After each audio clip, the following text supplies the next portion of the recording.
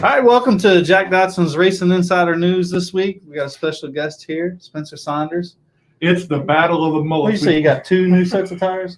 Yeah, I can only wish. Could only wish. It's like Christmas. It's on my Christmas list. The battle of the mullets. We had Butterbean on a week or so ago. Now we got him on. So I'm going to have a little fun with this. I've I've already thought this through this week. You're just going to make some mean. I'm going to put 2 pictures up. And I'm going to say, I want to vote for who has the best mullet. Sounds fair. Okay. So that's what I'm going to do. I'm going to put you and Butterbean. Probably going to do it tomorrow. I'm going to fix it up tomorrow. Make sure you get a good picture now. Don't put a sucky picture. Yeah. I'll make sure you ain't got no sucky ones on there. That's probably the ones I get.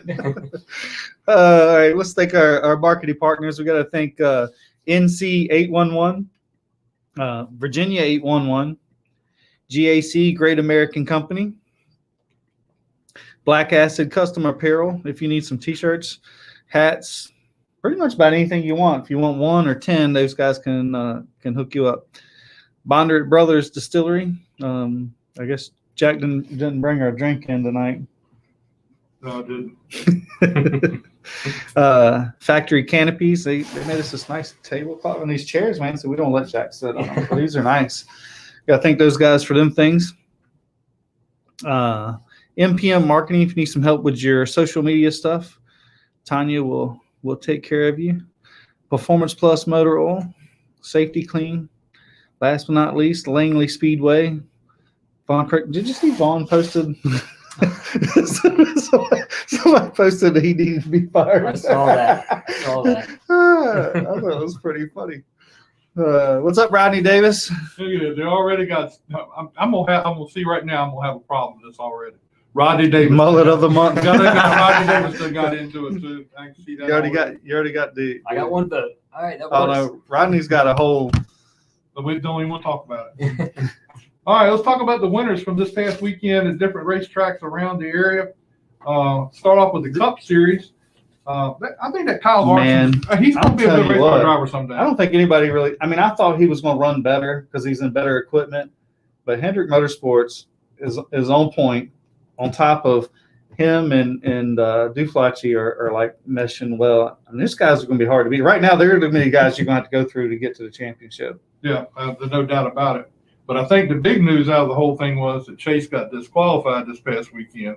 5 illegal loose lug nuts. And that hurt. I mean, that hurt very big. And from what I understand, I hadn't heard anything to date. But I think somebody said that there's a possibility of some suspension going on this week. Well, so this is a very intentional. So I'm hearing a possible suspension coming up down there. So and I understand that Mr. Hendrick was not happy with the whole proceedings himself. So I mean, he's still in the chase. Yeah, but I'm just saying he's still not happy with the whole thing and how it went down. So, but that's racing. And the Xfinity Series, when Kyle Busch grows up, he's going to be a good race car driver too. And that was his 100th Xfinity win. In the truck race, I'm going to tell you something. Ryan Preece did a heck of a job in that truck race. I mean, for him to be in a situation, and he says all he wants to do now is win a cup race, and he'd be happy. So complete. But you got to give Ryan credit. He had some sponsorship money. He was driving for Johnny Davis. He pulled all that money together and ran 4 races for Gibbs. One or two of them. Could have won 3, I think. Got himself a ride. And now even though he's making good money, he doesn't have a chance of winning in the Cup Series and the team he's at. But he's taking the money he's earning there, and he's running other stuff and keeping his name relevant, which is hard to do. And most people don't do it. They get the Cup Series and they just count their money. The Camping World SRX Series was at Knoxville on the famous Knoxville Mile. Tony Stewart got the win, and Haley Deegan finished second.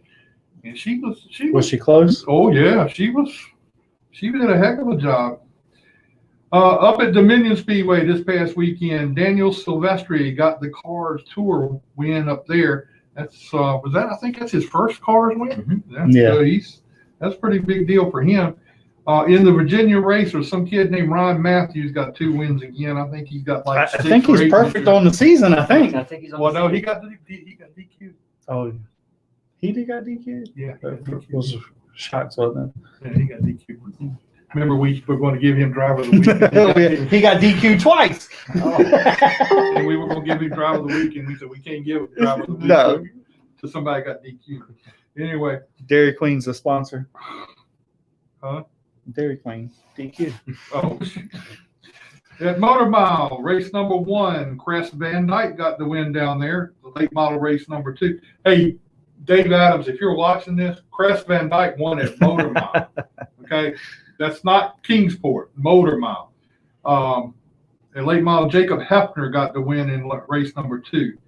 Down at Ron's laughing. down at Milwaukee Mile, Ty Majeski got the Father's Day 100 or Father's Day 150, whatever it was called. He got the win there. Wake County, I haven't received who won the second race. I don't know if there's a problem there or whatever, but I have not received who got the second race.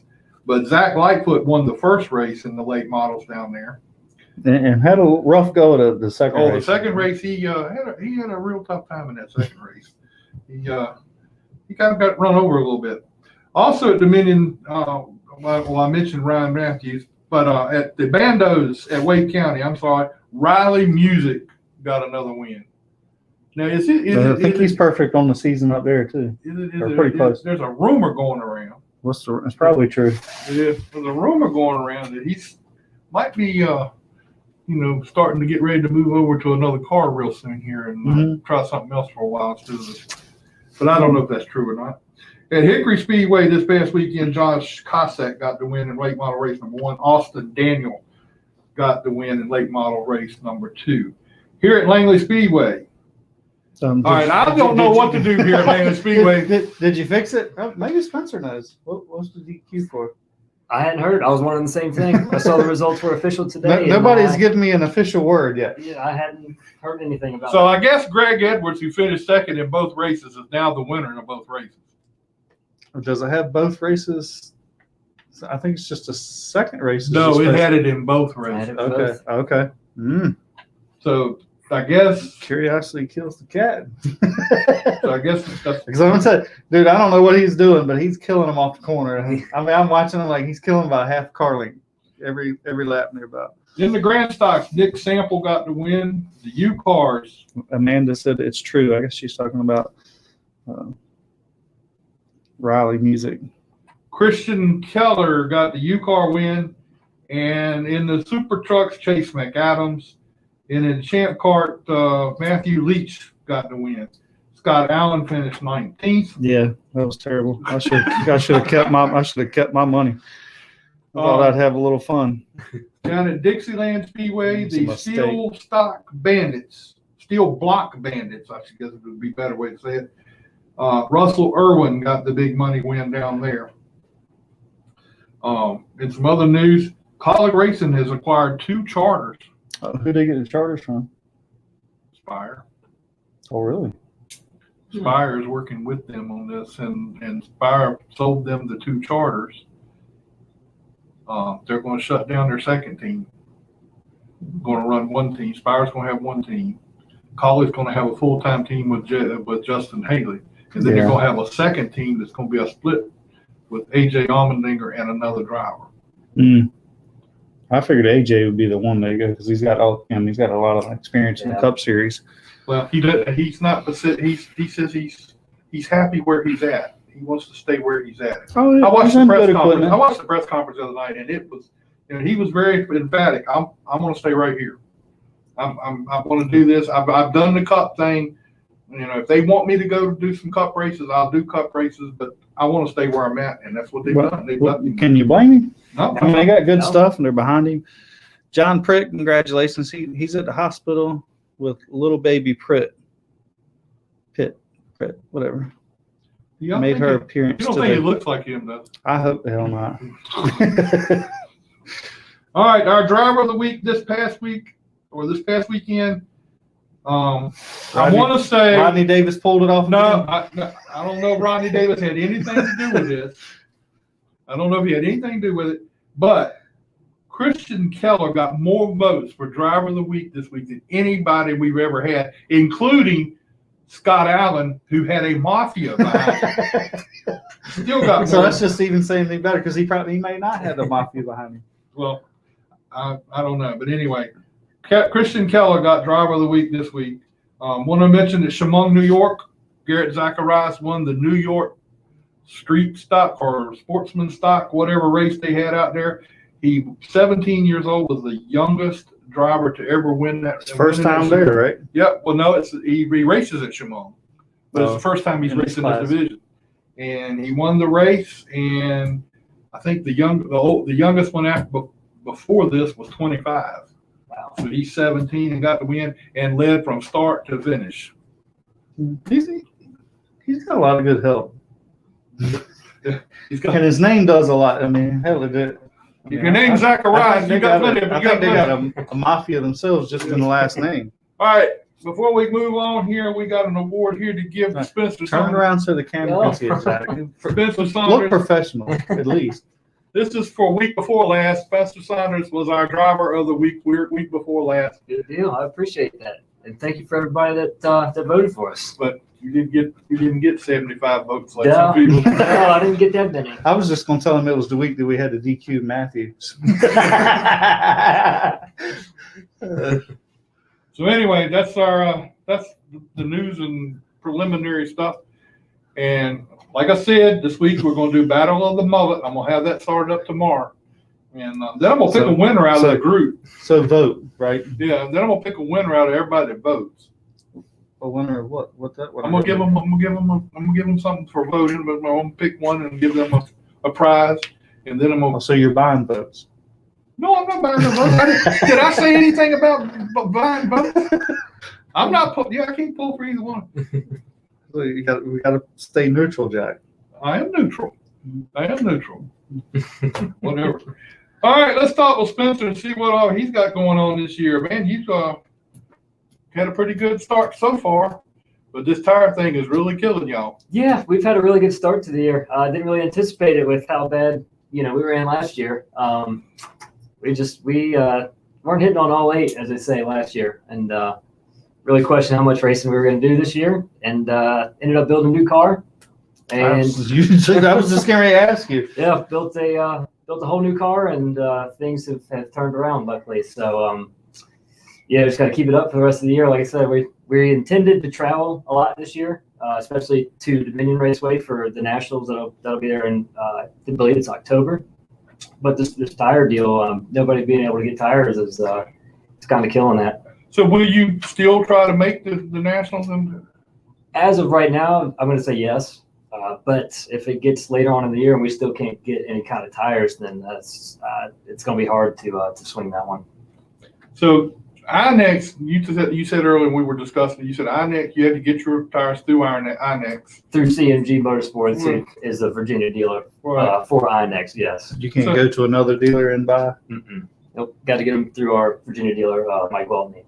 Oh, so you did that? Man, that's not. I mean, what about the people in other places? If they came here for the Nationals, they didn't go through Mike Weltney to get them. I mean, they got their tires somewhere else, I'm sure. It's a tough deal right now. I think that the whole industry is kind of pinched on getting tires. So I think, the rules that were set in place earlier this year, I believe, somebody correct me if I'm wrong, but I believe they're a little relaxed now since the whole tire situation is kind of up in the air.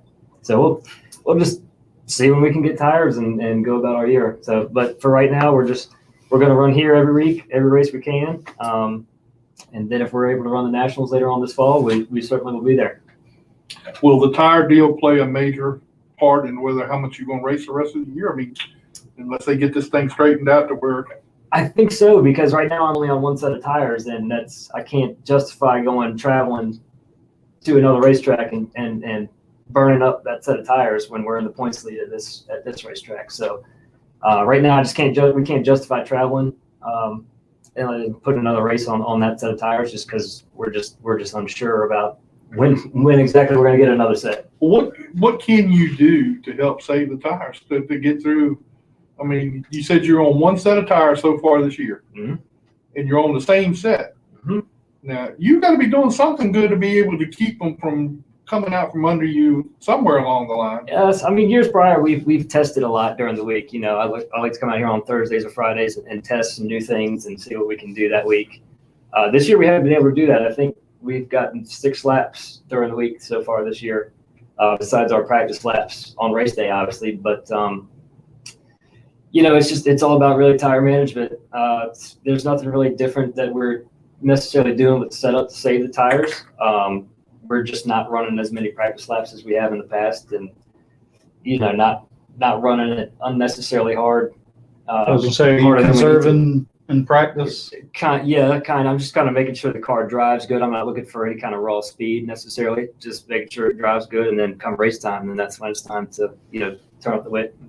So what's been the big difference from last year? Is it the new chassis? Did you go to the newer motor? Yeah, we went to the FC09 actually last year, Okay. and then we had that bad wreck out here at the end of the year last year. Ended up having to get a new car and a new motor.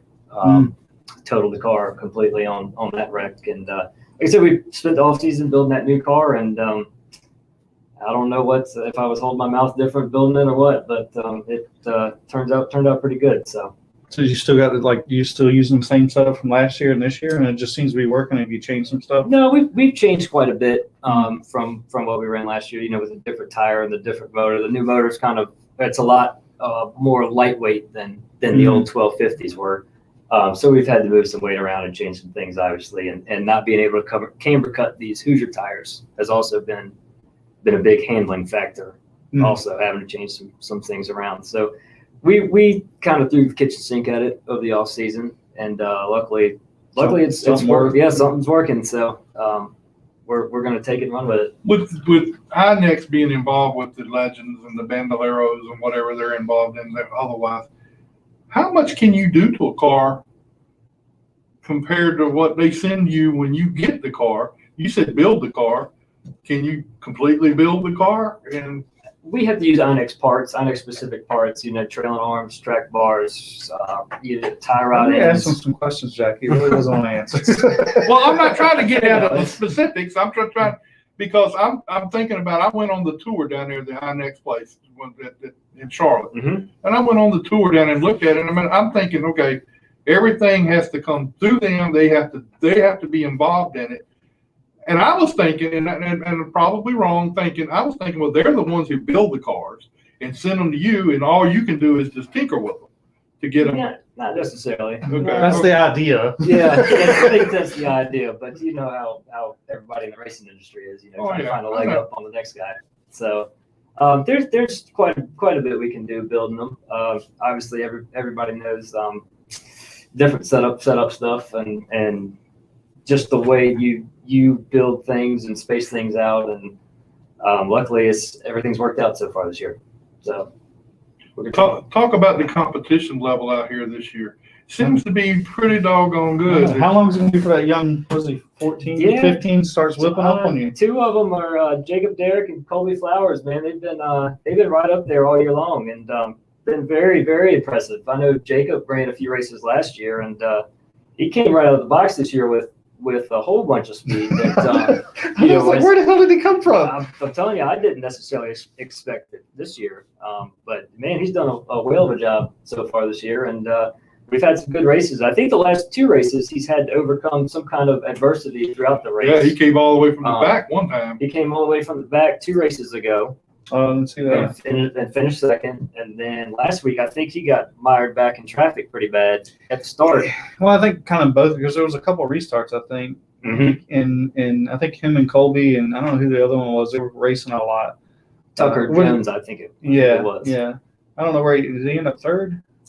Jacob? Yeah. He ended up second. Did he? Yeah, Okay. he ended up second. I don't know, because they were racing door to door, because I think he must have just got him. He ended up second. So he's been doing an awesome job. Well, I mean, that's good. I mean, it won't I'm super impressed with him. It won't be long before he gets one. I don't know if he keeps running like he is. So, in all reality, let's just put it out there. In all reality, you're glad Tommy Jackson ain't around. I mean,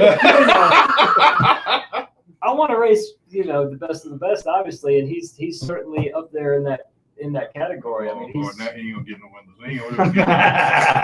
I mean, he's Tommy Jackson. He's got it going on. He's had it going on for the last couple of years, and anytime he's not here, it doesn't suck, but you want to beat the cream of the crop. No, for sure. So.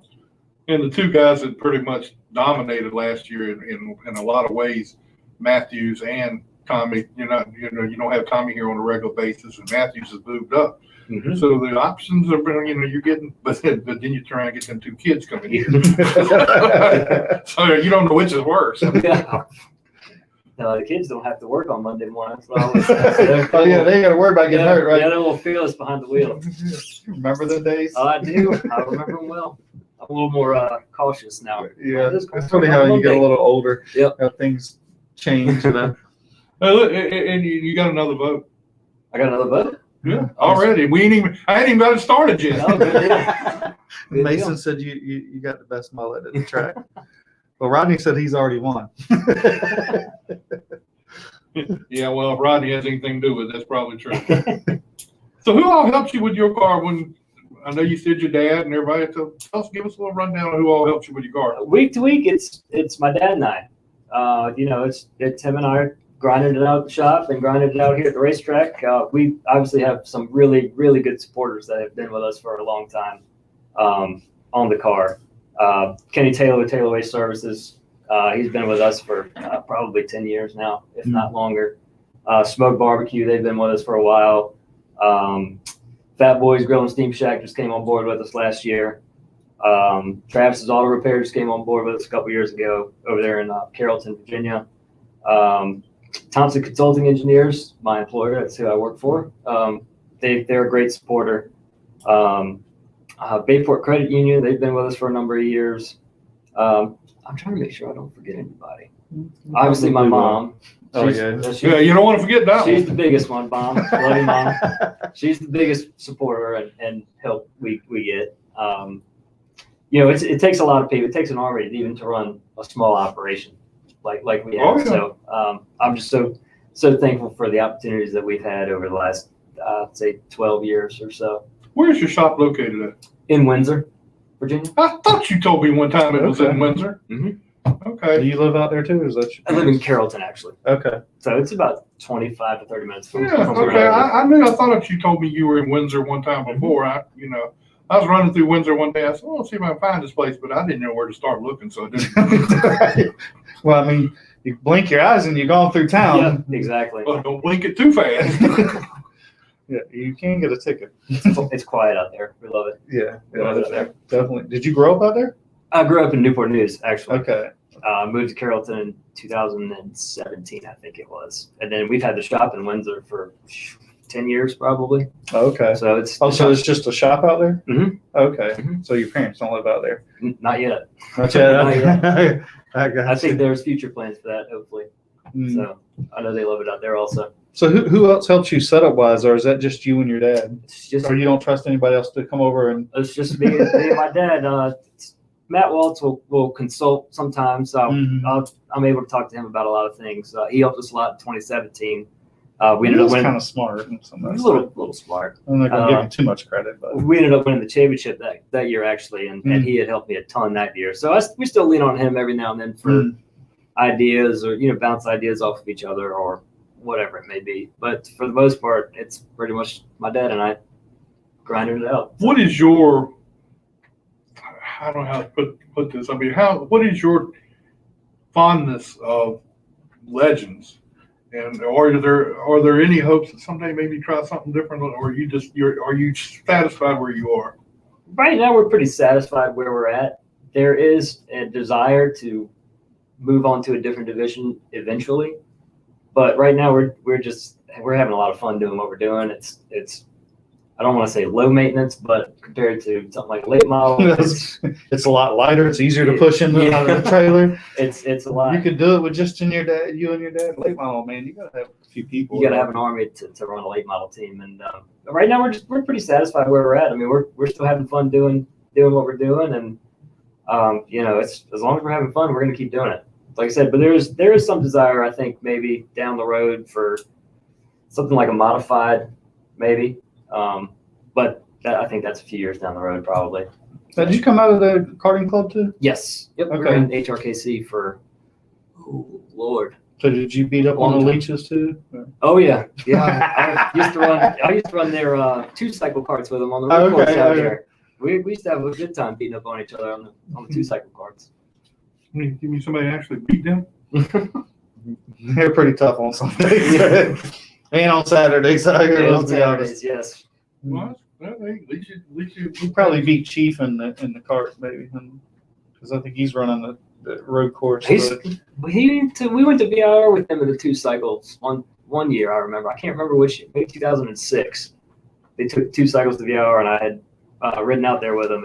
And Mr. Leach, he drove me into the hairpin over there at VIR. I took it a little too far, and I ended up off the course. And he's laughing the entire time he's passing me. I'll have to ask you ask him about it. He'll tell you. That'll be pretty funny. I'll never forget it. So you can't say anything about me rough driving anymore. I heard you done drove Spencer off the racetrack at VIR, and he'll start laughing. Ended up in the sand pit. He's laughing the entire time. Did you have to get out of the cart to get out of the sand pit? Oh yeah. Yep. Sure did. I bet that was a lot of fun because he normally tells us about everybody else been having problems. Yeah. Ask him about it next time. I know I will, because that'll be funny to see his reaction.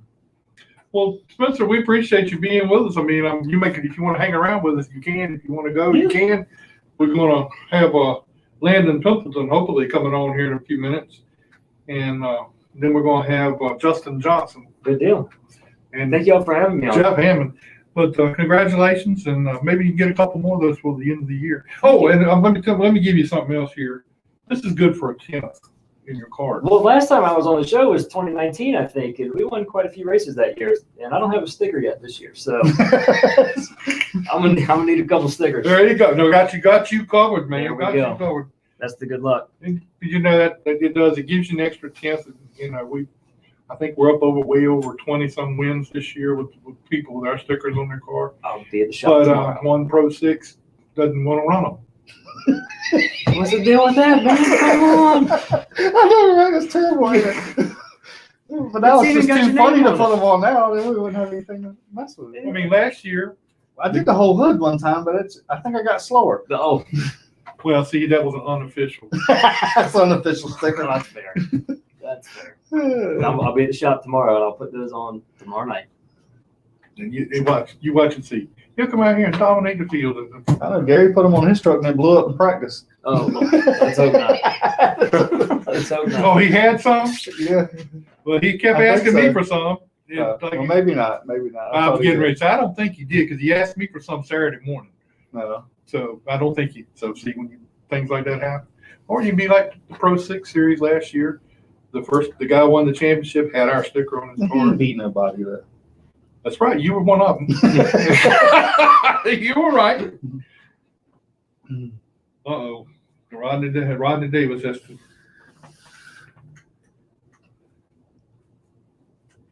get everything while you're there. If they promise you something, you'll never get it. That's you. Rodney won something like one of our first contests, and Jack was out on surgery, and I think Rodney had to meet me here to get his stuff after like months. It was in the mail. Yeah.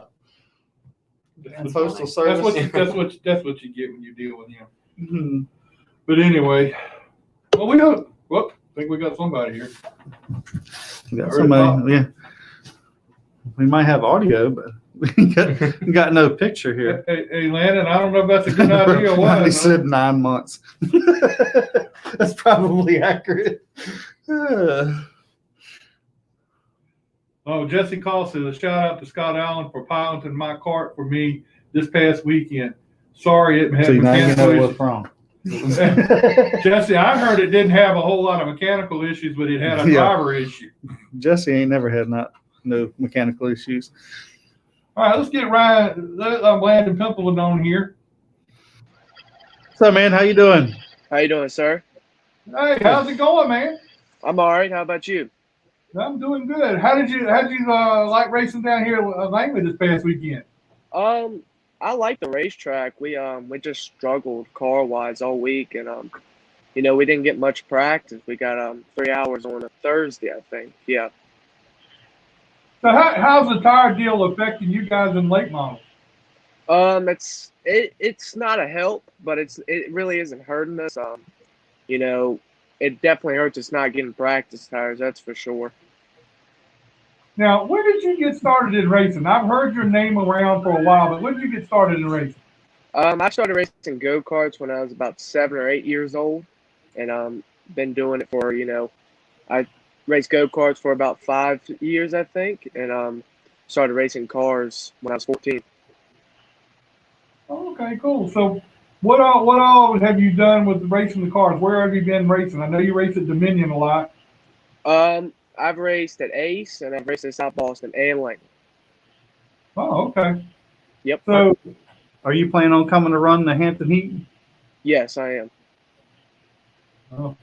be sure you drink plenty of water before you get here. Yeah. Yeah, that's always a hot one. I've been going to the Heat for a long time now, a couple of years. It's a tough one to do. Well, tell us about your season this year. What's going on with you this year? This year we've been pretty consistent. We're just shooting for some top fives and finishing races. We're going for Virginia State rookie and possibly national state rookie or national rookie, and that's just the goals. Okay, well, who all helps you with your car and your sponsors and stuff? What you got there? Sellers Racing is a big part of my racing. Their HC is really the one who makes my program, move forward. So does my dad. My dad does. Those two are the ones who really make it move forward. And GXS Rap, Stephen Dunn, he's a real big deal when it comes to my racing. He does a lot for me. So is Brian Tanner. He's at the track almost every time I'm at the racetrack. Pembleton Forest Box, of course. That's my dad, my uncle, and my great uncle. And that's about it. Now, how did you get hooked up with the Sellers organization? I mean, them guys have been around for a while. How did you get hooked up with that? My dad has been friends with HC for over 20 years. I've known HC pretty much my whole life, so has Peyton, and I've just known him a long time. Oh, okay. Now, what's it like driving for them? I mean, how much help do you get from them? Do they spend a lot of time working with you? Yes, HC specifically, he works with me a ton.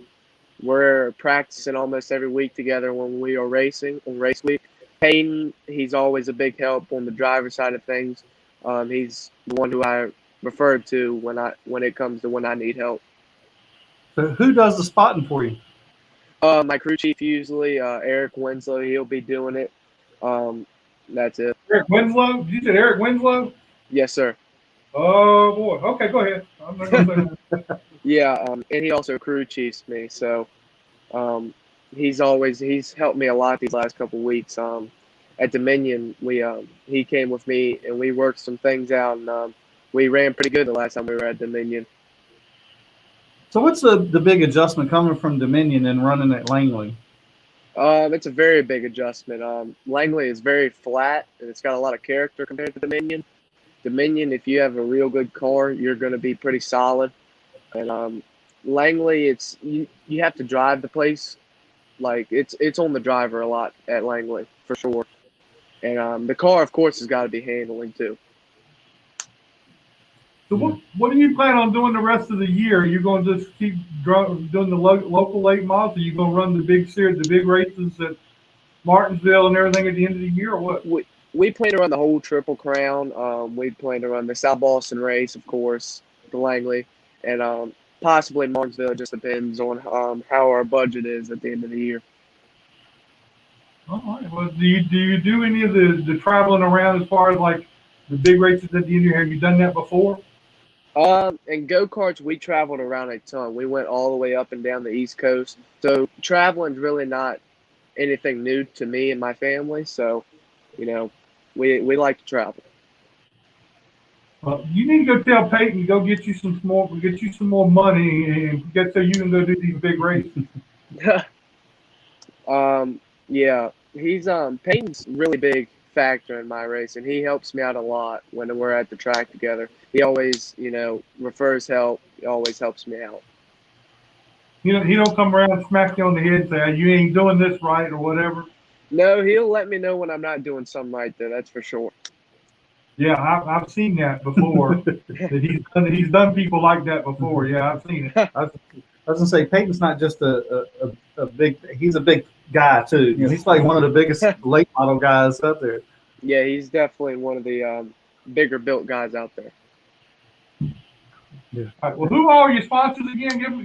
Give them a big old shout out before we go. Tanner Automotive. He's Brian Tanner. He's the one who builds my motors. He's almost at the track every time there. And GXS Wrap, Stephen Dunn, and RPM Group.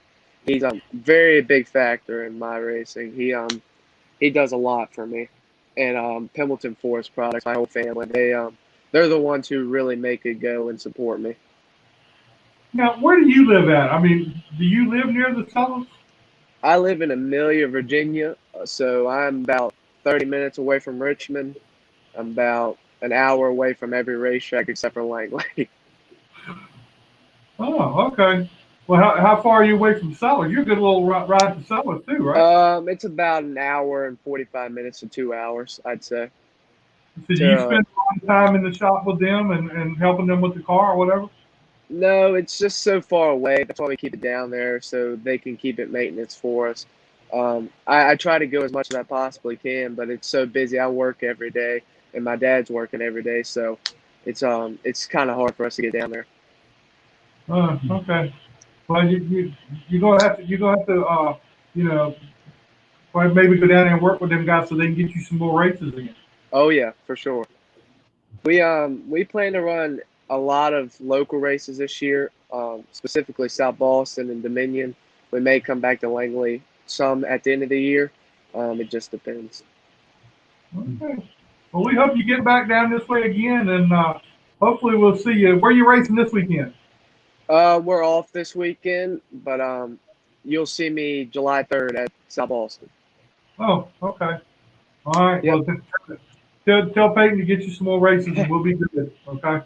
Thank you. All right, man. We'll talk to you later. Appreciate it, and we'll Yes, get sir. back again sometime real soon and talk about getting some wins this year. I'm gonna try. All right, man. Talk to you later. You too, buddy. All right, man. I mean, talk about a good team. I mean, Sellers is no. Of course, if you screw up, they'll tell you quit.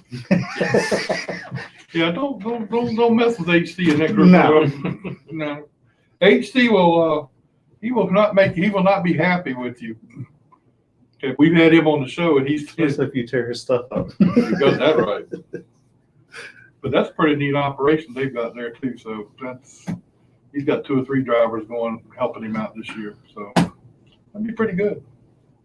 Yeah, it seems to be a trend though. It's like, a lot of these teams are renting cars and so forth where I guess it's still around 10, 20 years ago, Frank Denny's kind of the first ones that really kind of started that whole idea. That and Fathead. Yeah. Fathead, he did it for a long time too, and rented his cars out. And Lee Pulliam rented his car. Well, I think he's got a still bunch of doing people some in that doing that now. I mean, it's hard to believe that there's that much money spent to support it. But I mean, for somebody that wants to move up, it's really the way to go. Mm-hmm. So we're gonna send Spencer down there. Maybe he can. Oh, you just go write him a check. I'm not gonna write him a check.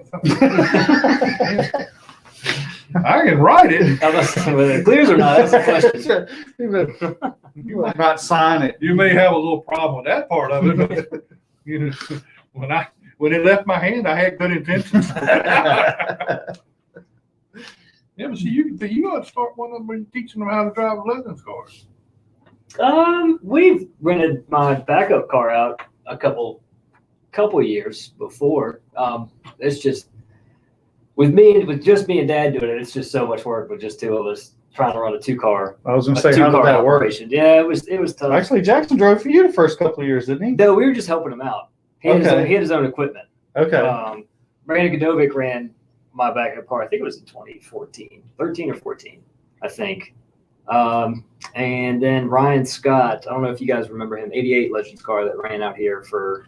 I remember that name. I remember the name, but I don't remember him personally. If you saw the car, you'd probably recognize him. But he ran my backup car for a long, long time, and then he got to the point where he just kept it in his own garage or in his shop and maintained it because it it was hard on us, two people trying to get 2 cars together for the week. Yeah.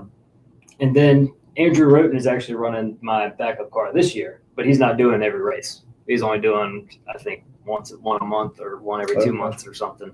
So Now, is that where you're taking care of it and bringing it to the track? Mm-hmm.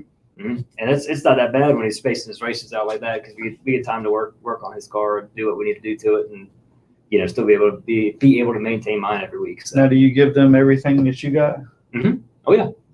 I just don't know what it is. Yeah, exactly. The less questions, the better. Right. Just get in and drive. Just get in and drive. Don't say nothing else. Just get in and drive. If it don't feel right, we'll talk about it when you get out. And is things secretive like it is in every other class and that stuff? Oh yeah, you know how it is out here with every division. I mean, if a guy qualifies on the pole or dominates the week before, the next week you hear, oh man, I heard he had juiced up tires, or he's running. You smell his fuel; it smells a little funky. I think it's the same way in pretty much every division. It's just part of it. Yeah. So Ain't nobody cheating this. I mean, you don't have a problem with that. I mean, creative engineering. okay. What's wrong with that? You don't cheat until you get caught.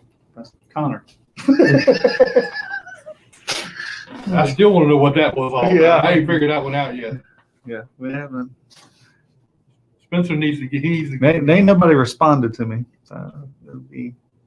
I didn't hear about. I just saw it today when Langley posted their official results. But didn't he get kicked back to 6th place or something? Yes, he went back to 6th. Why 6th? I think his first car 1 lap down, probably. Because Or last car in the lead lap. yeah.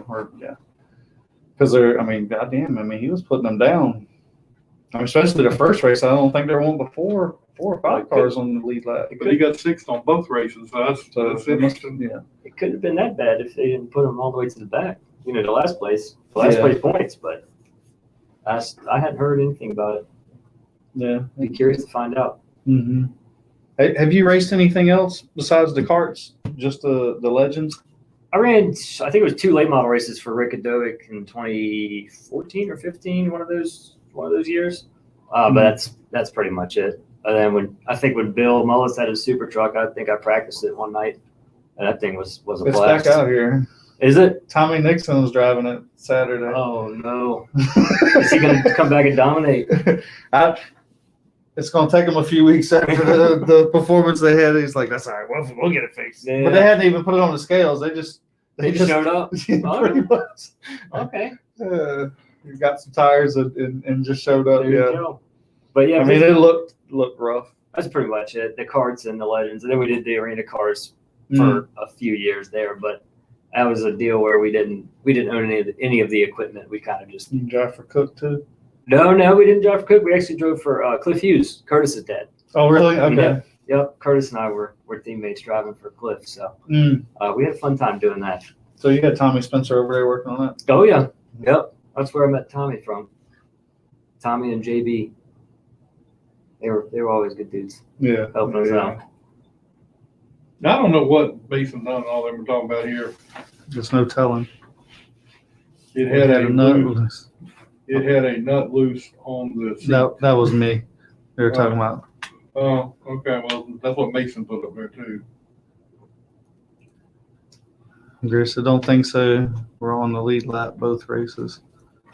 Tighten up, Spencer. That car. Who said that? Bill. Hey, Bill, how you doing, buddy? I'm sure Bill remembers our karting days. I'm sure, yeah, because he was probably heavily involved at that time. Oh yeah, I mean, not that he's not involved now, but he was he still driving then? Yeah. Oh yeah. I think it was. Oh man, what year was it? 2005 or 6. He built me a kart out of his shop up in Gloucester, and we started winning every week with that thing. So, oh really? Yeah, he got us on the right path as far as the karting goes. So I owe Bill a whole lot for that. Yeah, he was very heavy into karting stuff. Oh yeah, and he's still very. I mean, he very starts awesome. talking. I'm like, dude, you're over my head. I don't understand the damn thing you're talking about. All right, here's Justin Johnson. I see Justin Johnson has come in. Let's go ahead and get him on and talk with him. What's up, Justin? How you doing, man? Good. How are you guys? Thanks for having me on. Oh, man, we appreciate you spending some time with us tonight. It's I've kind of seen you race around for a long time. You've got a little bit of a history behind you. So, but my first question to you is, how in the world did you have to go out and get Butterbean to the spot for you? No, that was for Honeycutt. Yeah, well, that he owns the car. Yeah. Yeah, that was well, I actually had a spotter scheduled, Anthony Warren, which everyone knows his father that of course works on Butterbean's car, but we thought Anthony was going to be there, and I had messed up the schedule, and he actually had a separate obligation, so I was scrambling that morning. And I said, I'll text Butterbean and see if he's available, because who better to spot than someone with as many wins and laps around the place as Butterbean himself. I don't know. I mean, I could think of a lot of people better, but That's the first thing I asked him. I said, "Have you ever seen before?" He said, "Well, once or twice." So, but he actually did a phenomenal job. Can't think of enough for the last minute arrival and taking care of business. that was the easiest spotting job I think anybody's ever had. Yeah, it couldn't have been much easier, that's for sure. But I think he gave him some pretty good pointers. I thought I had a better car earlier than Caden did, and the two of them together did a good job on restarts and also kind of adjusting the line a little bit to fend myself off. Justin, how did you get started into renting the cars out or doing the cars for other people? I mean, I know you used to drive for a bunch of people, but how did you get started in that? Well, I'm fairly new to it. Actually, Caden's the first driver that's really been in my stuff. So we built one car in the middle part of the year last year. Actually, we broke it out for the Hampton Heat race, and it was something that of course, as I get a little older and my time in the seat, I start cutting back a little bit. I wanted to stay involved. And I wanted to keep a couple of the guys that I have, employed. So it's always been a thought. I really didn't expect it to come together, as quick as it has. But we talked to quite a few people over the winter, and just never really finalized or put anything together. And then lo and behold, come January, we were putting the second car together, and I really, I was hoping that we were going to find someone to race full time, and I was going to probably, just do hit and miss schedule.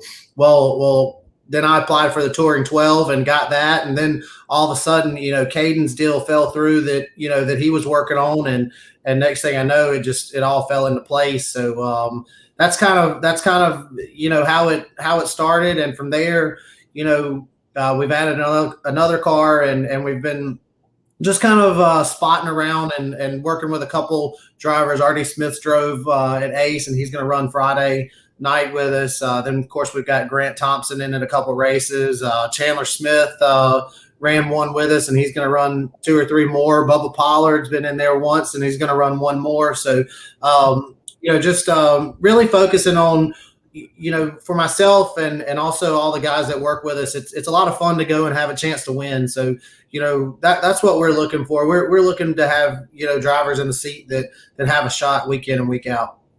Well, it's got to be good for you to have these people wanting to drive your vehicles. I mean, Bubba Pollard. How many? That's one of the best around. So I mean, that's a pretty big deal to have somebody like that wanting to drive your car. Yeah, I've known Bubba for years, and he's run. I think he said it was like his 3rd or 4th late model race. But he's kind of cut back on a super schedule and working on a short track, dirt track that him and his family purchased. They're trying to get up and running. So he said, late model is kind of one of the things that he hadn't done a whole lot. And I said, well, let's do something. And sure enough, been very fortunate to have him in the seat. Super smart, heck of a race car driver as well. So looking forward to getting him back in there for Martinsville. So how do you organize all your guys together? Who's racing where or whatever? You can't be at all of them, I'm sure, but how do you organize all that?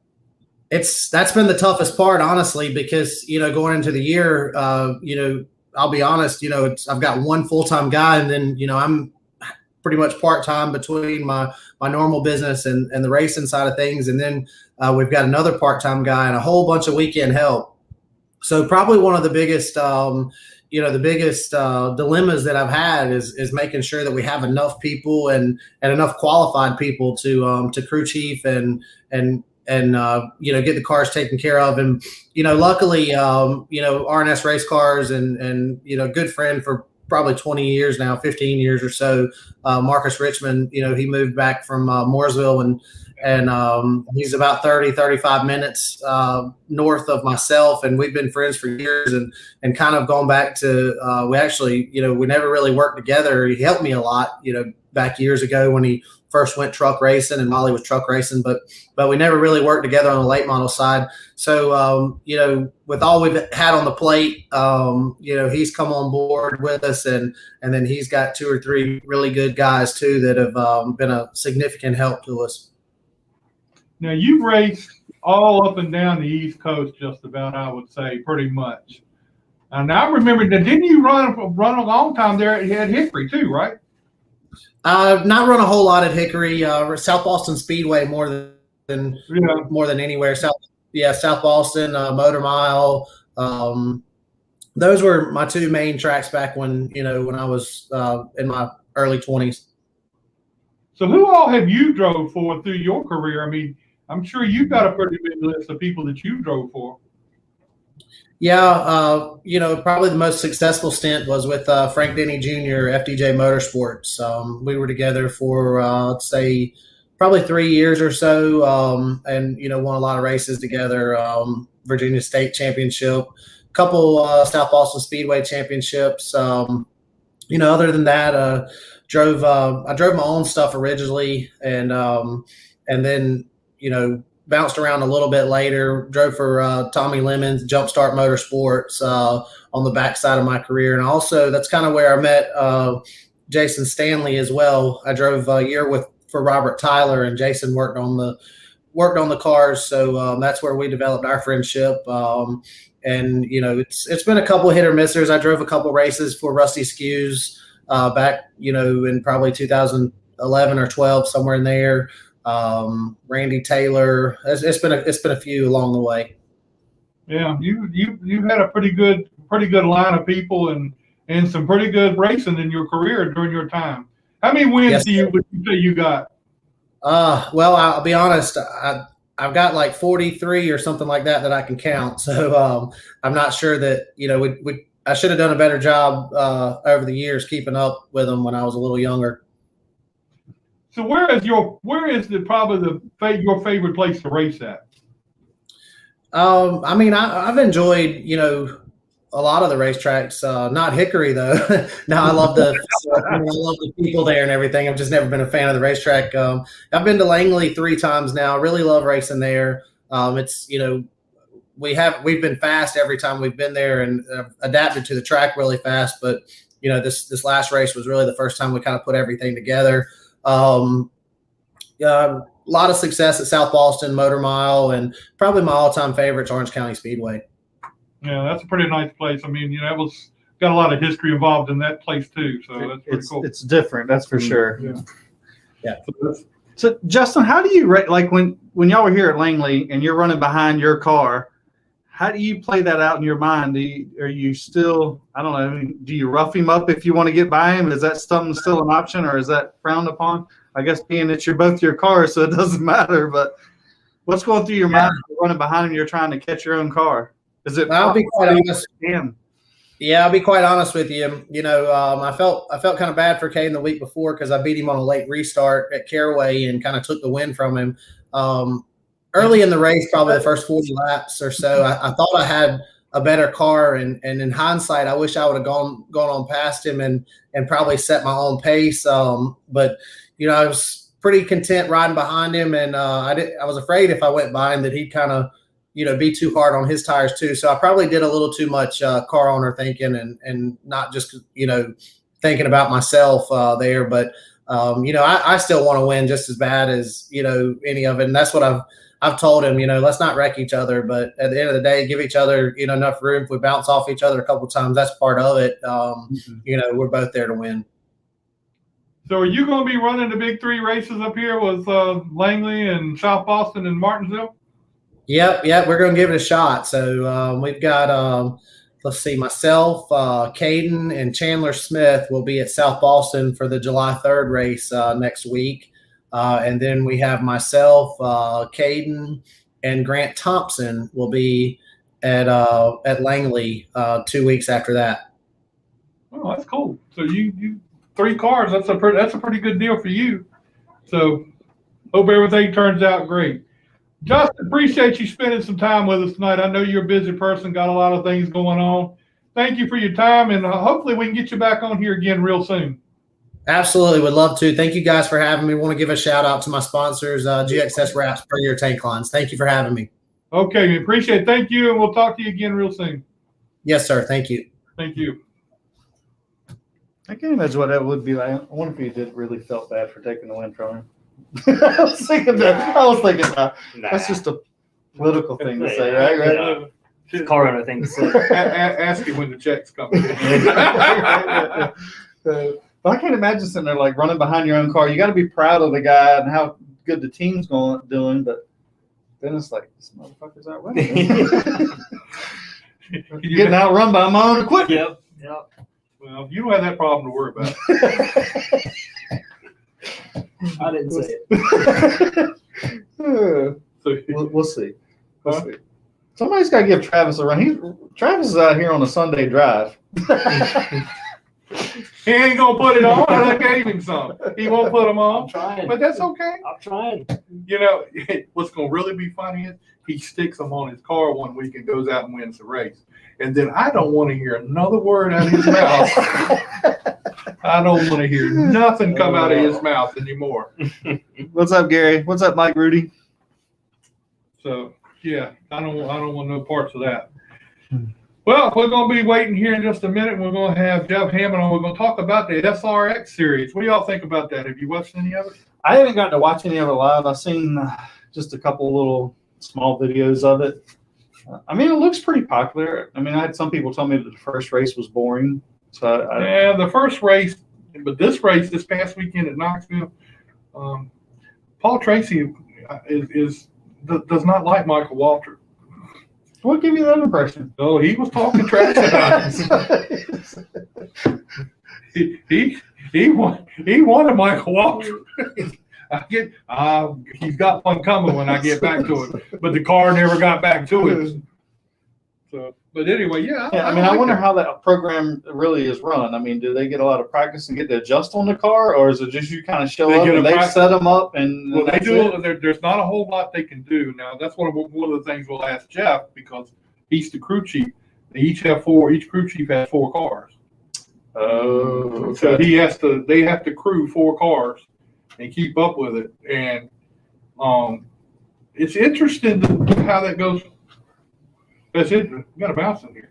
No, it's interesting how that works out because he's on the radio with all 4 of them. So he's talking. They're all talking about the same types of things. But they do practice channel. But they do. Well, that's it. They're all talking. He talks to all of them off of one channel. He talks to them all. Now I'm not sure how. We'll talk to him about that. Get all those things. But it's really interesting. I really enjoyed watching it the other night. From Knoxville, it was pretty. Well, I mean, they got some sponsors, so I mean, I think that's a good thing for a series. I just wonder how nervous is NASCAR in the background, because that's got to be a frowned upon thing, and I don't think anybody else could do it, but somebody like Tony Stewart, because he doesn't care. He literally doesn't care.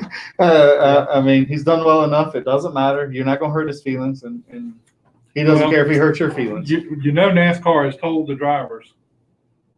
Do not go test these cars. They have told them that. You can race them, but you can't test them. You can't be going out there testing the car. Now, why is that? I don't have no clue. But Haley Deegan finished second and she's running the truck series. But I think she's the only one that's actually running in NASCAR. Yeah. Well, she's not full time. Yeah, she's full time in the truck series. Okay. So you can't. Jeff got it back. All right, let's get Jeff on here and talk with him and see what's going on with him. What's up, Jeff? How you doing, man? Doing good. How about you? Good. Look, Jeff, I am really excited about this SRX racing. I mean, this thing, I've been watching the last 2 weeks, and it's really, I mean, the first race was kind of different, but this past race at Knoxville was really what I thought was a great race. Well, I mean, again, it's a work in progress. A lot of work has gone on by Ray Evernham and Tony Stewart and everybody at SRX getting these cars prepared. I mean, let's face it, 1st of March, they had one race car, and they have now got 16 equally prepared. And, I mean, the work that's gone into it and the learning curve that they've been on, it's an accelerated deal. I mean, there's so many things that they're working through. Especially with their new partner. I mean, CBS has been out of racing for a long time, so they're excited about being a part of this program also. So, guys, I can tell you from my side of it, I shake my head every week, can't believe what they've accomplished, what they continue to accomplish, and they listen to the fans. They're watching and they're doing their homework, afterwards and trying to fix all the little problems like the week before when we were at Stafford Springs. A lot of people didn't know who was in what cars. And, by the time we got to Knoxville, we had the names on the side, made some adjustments along the way, different colors.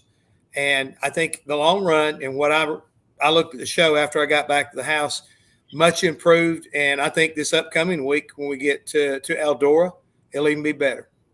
Now, what in your mind, what attracted you to it from the start? I know they came to you to be a crew chief. What attracted you to it? I mean, you're in NASCAR. Really, it really was very simple. I've never worked with Tony Stewart. I've never worked with Bill Elliott. I've never, Elio Castaneves, Tony Kanaan. The opportunity to go to these racetracks, and there was a couple of racetracks there, Stafford Springs. I've never been there. Slinger, I've never been there. I've been to Knoxville. I've been to Eldora. But there were opportunities to experience something that I've never been able to do. I mean, I'm telling you the honest truth. I had thought about, if I had an opportunity to choose a driver, I wanted to choose Elio Castaneves because this guy's a 4-time Indy winner. And I love his enthusiasm. I love his energy.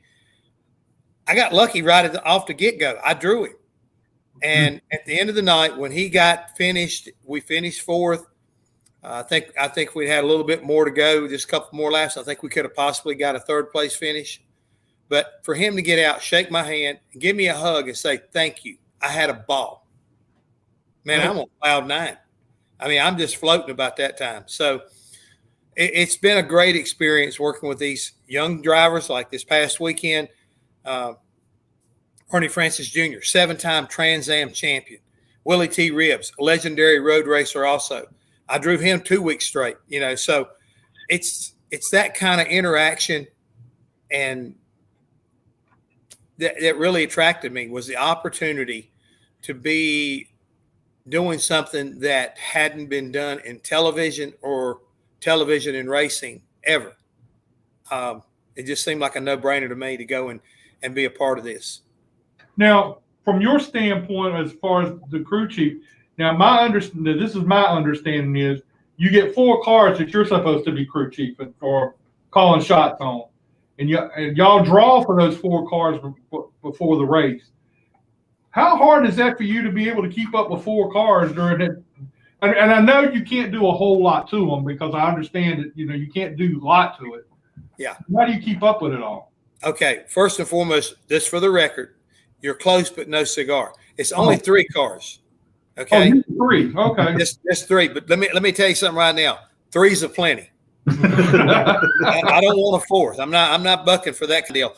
A lot of times, week to week, and this is one of the things I think they're going to work on this weekend. There is a 4th crew chief, and usually, just like when we got to Stafford Springs, it was Mike Christopher, Katie Christopher's brother, and he had 3 cars. And this past weekend, and I'm bad on names, but Guy Farad, I think is his name.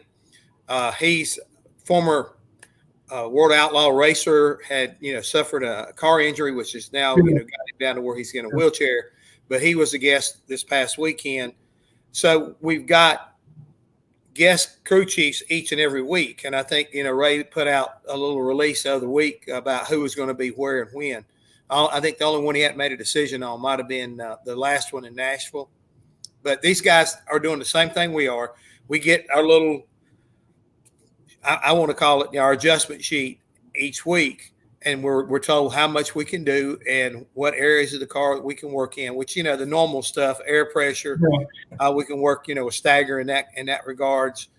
We can put spring rubber in, we can adjust wedge. Those are the basics that we're really focusing in on. We can also adjust the track bar if we feel like it needs to be. Now, the one hang up on the track bar is if you make that adjustment before the start of the race, you're locked in. You can't get to the brake for the main and adjust it. You're locked into whatever it is when you get to the main. No more changing it. It's a little bit harder to do and a little more time consuming on these cars. So they took any kind of undo, you might say, or putting it back where it was. You can't do that. You get plus or minus a half inch on the track bar. Wow. That's it. I guess that does create a little bit of a strict playing field to go by there. So, well, what it does, it puts it back to what the very original concept of this is: driver versus driver. Yeah, guys and gals, adapt to what you have. And the cool thing is, I like the way Ray has approached this. He's got practice cars that are all set up identical, so you go out and you drive them. It may not fit you quite as comfortable as your particular race car, but the cool thing is you usually are going to get 5 laps to drive your own car in that final practice. So if there's a little bit of a variance or anything that you feel that can make you better, then that's the time that we sit down and we make those decisions, and those changes are made prior to the race, because usually that final practice will come either early on Saturday morning or it will happen on a Friday night, like it did at Knoxville. We didn't practice till 9:30 that night. 9:30 till 11 was the practice session. So I don't know what it's going to be like at Eldora, but that's one thing that I do love is you can get in your own car. You can go out and you can run it. If you feel anything you don't like, then you can address it with Ray and his crew. Or if you feel like it feels a lot like the practice car and what you'd like to do to yours is, X, Y, Z, we can implement those prior to the race. Well, that's pretty cool then. I didn't know all that was going on. So now, when you do the heat races, I mean, I loved how they do the heat races. That was really cool. They do the heat races and they totally invert them for the next one. That was really a good thing to see the other night. Yeah, I like the way that it was a little different from the one at Stafford Springs in the fact that your average finish is what gave you your start position in the main. Yeah. So when you got inverted, let's say you won the first race and first heat, and you got inverted like Tony did. When you say you get back up only maybe the 7th, well, whoever won the second heat may have been 7th. So now all of a sudden there's your front row. Yeah. So they average them out like that. So a little bit of incentive to get up on the wheel to get a good starting position, but also incentive to take care of your equipment. And each week has been like I say, it's a learning curve. At Knoxville, we realized that we were going to only get 2 rear tires for the main, but the track was so abrasive, they gave us a right front tire. Didn't let you change the left, but put 3 new tires on to start the main event with. So here again, Eldora will probably be just the 2 rear tires, but Ray and his guys, along with Goodyear, they adjust on the fly to make it fair for everybody. And I like that aspect of it. Ray seems to be very hands-on with this because I was watching him on TV the other night. He seems to be involved in a lot of things and very hands-on with everything that's going on at that racetrack. Everything. That's a good word to put in that right there. He is involved in everything. I honestly, I'm having enough trouble with 3 cars and 3 drivers. I can't imagine what it's like to have to be kind of overseeing all 12, along with trying to, manage his people, as well as manage what's going on with the racetrack, as well as what's going on with television, because he was heavily involved, with track preparation up there at Knoxville, trying to make sure that we didn't get too heavy a racetrack because we don't want these cars getting stopped up with mud and overheating. So you got a lot of working parts. You really do. When you go from a half mile asphalt track with the same car and go to a dirt track. Big challenge, but here again, it's been his baby all along, and I think he's done a masterful job with making good decisions, the right adjustments at the right time, and both shows were really solid, good racing, and I think this weekend will be even better because these drivers now have a race under their belt on dirt. Some of them had never seen a dirt racetrack until we got to Knoxville, so the learning curve was steep and challenging. But in the end, I think they put on a darn good show. Yeah, and the thing about with Ernie you mentioned Ernie Francis Jr. earlier. This guy's never raced on dirt before, and he did a heck of a job the other night with his racing. And Haley Deegan, I mean, I know she's run dirt before, but she did a heck of a job with the guys she was racing with the other night too. Yeah, what was impressive with her is she didn't get a chance to come up because she was racing in Nashville on Friday night. So she didn't get into the car until Saturday. So she got a Saturday afternoon 5-lap deal before the start of the heat. That was her practice. And she adapted very quickly. And she was a force to reckon with all night long. And to your point, I think, she won an ARCA race or a K&N East race, won on dirt. So she's got some experience here. She's got good car control. Going back to Ernie Francis Jr., he was one of my guys this past weekend, and I was very impressed, very impressed. He did really good till he got in that chuck hole coming off of turn 2 and let Haley get underneath and gave up second place to Tony, but still got a podium finish. And the young man is a pleasure to work with. And like I say, he's a go-getter. How much fun is it for you to see guys like Tony Stewart? He seems like he's having a blast with this. I saw Bill Elliott walking around on TV the other night, and he looked like he's having fun. It looks like a lot of fun to do, and it's got to be fun for you to see all that going on. As I said in the very beginning, I went in there with the idea I get a chance to hang out with superstars. There's a lot of them. I've been around Tony Stewart and I've been around Bill Elliott, but there's a lot that I haven't. As I pointed out, I have never really interacted that much with Haley Deegan. It's been kind of like going to a county fair, guys. I mean, you come around and there's the Ferris wheel. Hey, there's the throw the ball, knock the guy in the water, and it's just every moment there's a different challenge. But the thing is, the interaction, the camaraderie.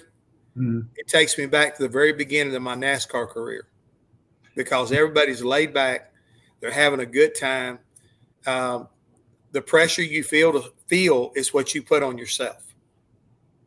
It was really interesting the other night when they were talking about Michael Waltrip and Paul Tracy, how they were racing around each other and beating on each other and everything. And I thought that was really cool. And that is like it used to be. Everybody gets a little upset or likes to talk a little bit about it. And you work for a guy that did a lot of talking back in the day. You think? I mean, when they hang a nickname on you like Jaws, I mean, I think there's a reason for it. But no, it's interesting. But I think the part about the competition, when they get behind the wheel, they get serious. And I can tell you this, Elio Castroneves got into Marco Andretti at Stafford Springs, and Marco was not happy. He really wasn't because he was running well. And at the end of the night, Elio come down to apologize. And, this is just a fun deal. You make a little bit of money if you win the race, but, I don't know about what you pay for second. But I think they get pretty serious. They really do. I mean, they're out to show their talents and their ability to adapt and improvise throughout this whole series. And you can be careful. You could wind up getting yourself in maybe in a headlock or a finger in your face before this thing's all said and done. When you look at you've been around NASCAR. You looked at these guys like Waltrip and all of them. You've been around them. You know what they're about. These IndyCar guys or open wheel guys or whatever you want to call them, when they come there to race, how is their mentality different from the others? It's real simple. Guys, we got fenders and doors. We can't bump each other like this when we do our series. So now that's the reason why I think they're leaning on each other and trading sheet metal and putting donuts down the side of each other, because for the first time in their careers, they got a little bit more protection and they ain't got to worry about running across the top of each other. Yeah, I see that. But I really commend everybody there with the SRX, because the 2 races that I've seen, I've enjoyed very much. Can't wait for Eldora this coming weekend. I think that's going to be even more fun. As I said, they're going to have a lot of confidence coming in this place. And I think Eldora may wind up being just a little easier for them to drive because of the banking.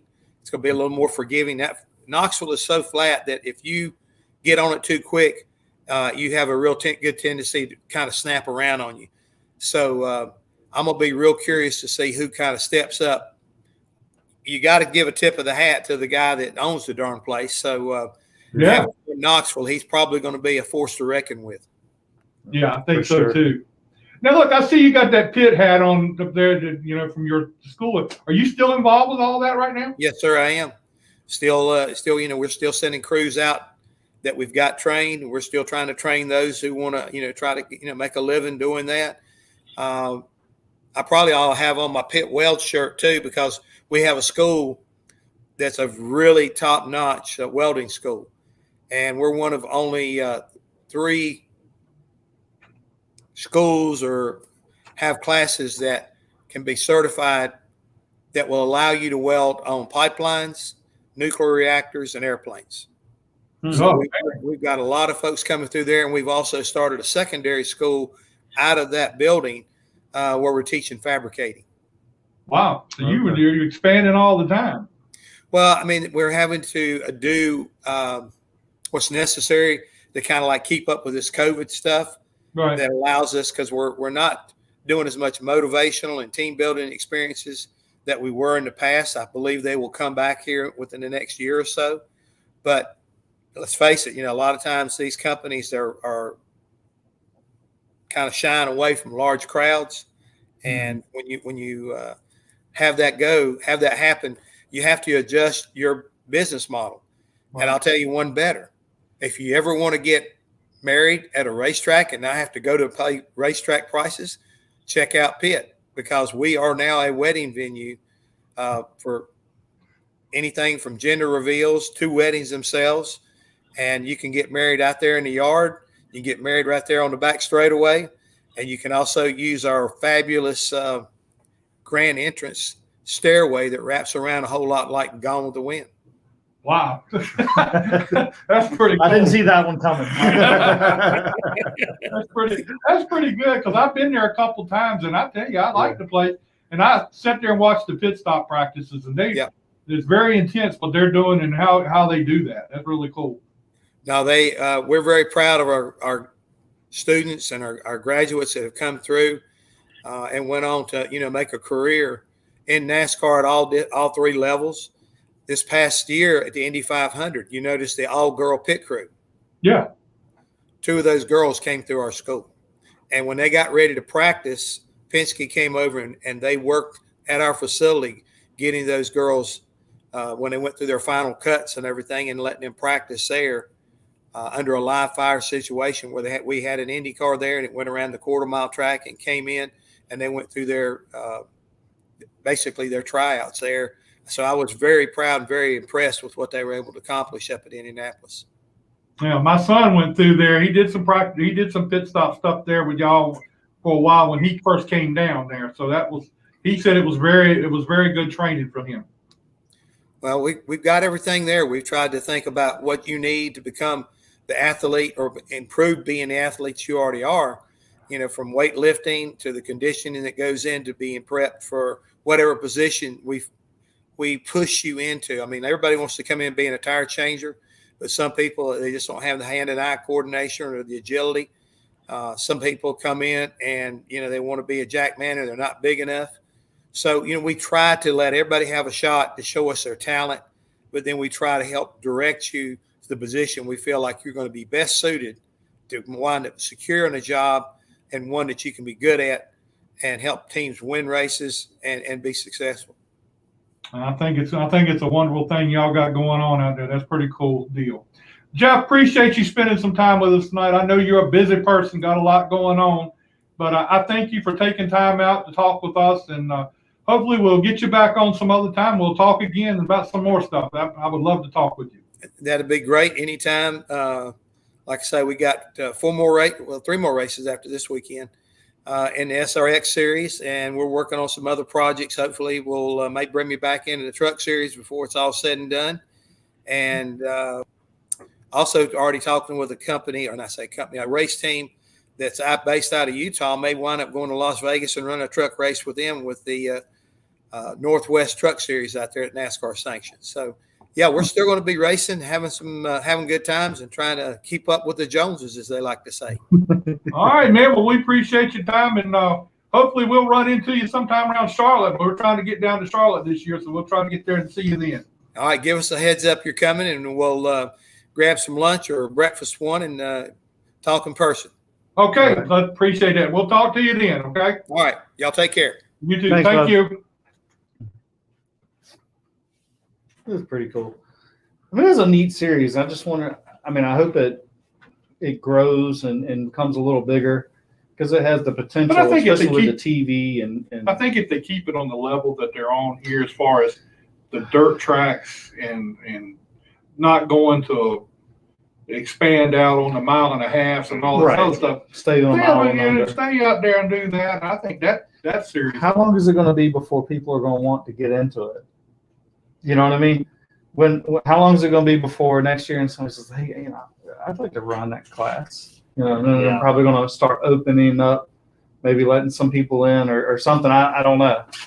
Or is it just going to stay sort of like the IROC series in a way? I think from what they were saying the other day, like the first week when they were talking about it, that's what they're hoping it'll stay like for most part, and it'll be a invitational type thing. We're going to invite you to come race these races with us, and I think that's what they're hoping will happen.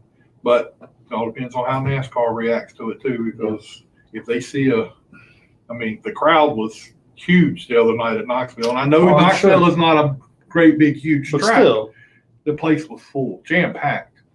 So I'm thinking, hey, this might. you look like when it was opening night here, when the track was shut down to come back, and there was 8,000 people here or so. It was packed. You couldn't even stand at the. It was packed. Couldn't even stand at the I've fence. never seen it like that. That's a lot of people. Yeah. So I imagine if you brung something like that here, it would be the same thing. Yeah, I think maybe sometime they are going to do some other. They're going to do Nashville, not the super speedway. They're going to do the fairgrounds. Yeah. They're going to do the fairgrounds, and they're going to do a couple other asphalt tracks, from what I understand. It'd be nice to see them bring something like that here one time, just to see what Let some of those big name guys come out here and be a part of this out here. Take it around to other racetracks. That would be wonderful too. Oh, for sure. But don't go higher than where you are. Right. Because it helps the local art, you see them go to Richmond or Martinsville, where they don't need the publicity as like Langley Speedway or Dominion or, Southside could have used and maybe stayed open or something, It's a tough business model today, I think, and every little bit helps. That's why I'm really sad that the Denny Hamlin kind of pulled the plug on his deal and not doing the Denny Hamlin Short Track Showdown. Yeah. Because it doesn't. I should just keep my mouth shut. But I too think like the Denny Hamlin thing. Some of those guys don't come because they don't have top-notch equipment. Where in the beginning it was just like, hey, we'll get some cars, we'll go out there and race and have a good time. Kind of like what this series it looks like it's turning out to be. It's just for fun and everybody's enjoying themselves instead of being turning into such a competition that unless they're not in top-notch equipment, they don't want to come. Right. Make them wait till they go to Slinger in 3 weeks. I hear that's a pretty good. I've never been to Slinger. Never. I neither, but it looks cool. But I've never seen a race there, so I don't really know what. And where Matt Kenneth is from, Slinger. Anyway, that's our show for tonight. We want to thank Spencer for being here with us, and congratulations on this. I think you didn't get the mafia behind you yet. Not yet. All right, next week I'm gonna put it out. I'm gonna put it out tomorrow. We'll put it out tomorrow. Best mullet challenge between Spencer Saunders You didn't know what you were getting into, did you? and Butterbean Queen. I think both of them got a little mafia. And then, themselves, so- and then at the end, What are they? Are they going to get anything? yeah, they're gonna get. I'm gonna give them something. Okay. Give them something. Might have to give them some moonshine, but I won't say no. give them something, boy. We'll come up with something. I can rally up some votes in that case. Oh, it's on now. Yeah. But anyway, that's our show for this week. We're gonna have Mike Parker with us next week, and I got a couple other guys lined up. Who's Mike Parker? He runs the Grand Stocks out here, I think, Does he? or I Super don't know. Streets. Has a car that's painted red, white, and blue and stars all over it. Number the Grand 22. Stock. Yeah, the Grand Stock. Yeah. Yeah, he's from up north somewhere or something. So I knew It's if probably not a car; it's a car. God. well, it made no difference. He's gonna be here next week. That'd be good. So anyway, all right, we'll talk to you again next week. Thanks a lot.